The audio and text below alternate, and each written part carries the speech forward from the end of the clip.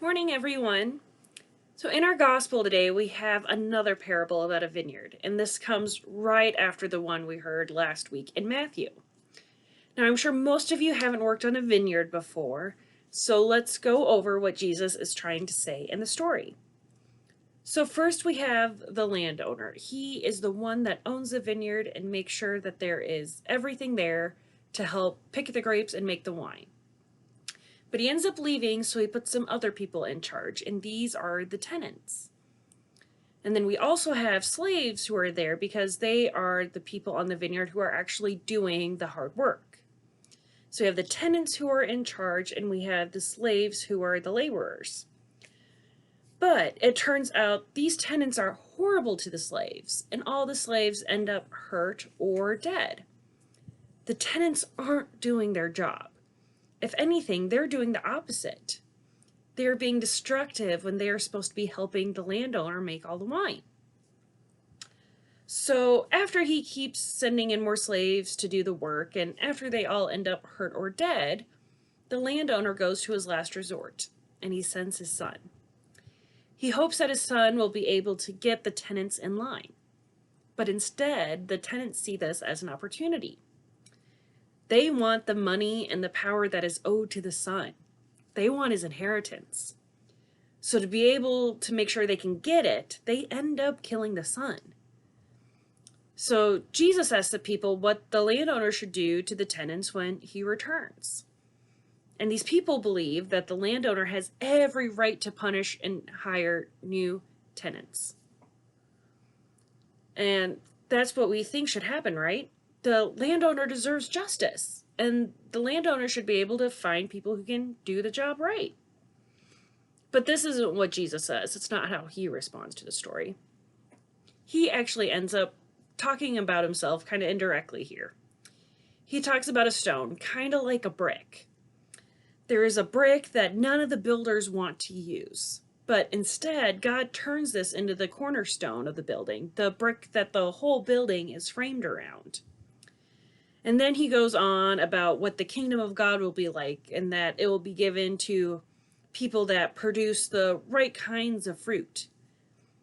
So what in the world is Jesus getting at here? He has at least 3 different metaphors he's been talking about and mixing here. So let's think about it another way. Let's think about it from the beginning. So it's believed that in this parable, the landowner is God. That's who he's really talking about. So the tenants would be the chief priests and the Pharisees, all those religious leaders. And then the slaves could be the prophets who came before Jesus, people like Isaiah. And the son, of course, is Jesus. Jesus has seen how poorly the leaders treat the prophets, because the prophet's job really is to call out the leaders when they aren't doing their own job. So of course, all these religious leaders, they don't like being called out like that. So they end up hurting or killing the prophets a lot of times.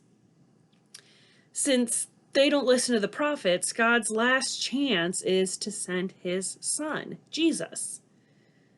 Jesus knows that he's going to die, and he lets us all know that in this parable. So the real question is, what should happen to all these religious leaders when they kill Jesus? So what do we think should happen? Because in our society, if you kill someone, you go to jail.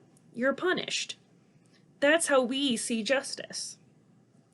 If you do something bad, if you always end up with some sort of punishment to make up for it, right?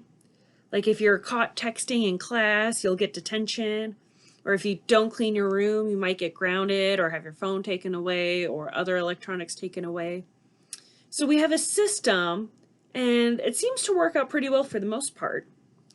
But that's not what Jesus does here. Rather than doling out the punishment, Jesus takes it on. Can you imagine that? Rather than letting your sibling be grounded when they're mean to you, what if you were grounded instead? Now, that doesn't seem right.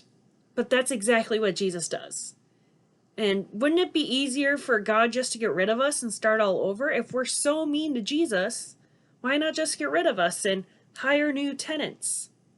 But no, Jesus sees that we're worth keeping around and instead wants to help us. That's what he's trying to get at with the fruit. Jesus works with us to put some good into the world. And this is good for us. Because I don't know about you, but sometimes I don't feel like I do enough to make Jesus happy, that I could do better. Sometimes I might even do things that actually hurt Jesus. And that makes me feel really bad. But today we learn that Jesus doesn't want to punish us. He's there to help us. So let's be glad that Jesus doesn't play by our rules.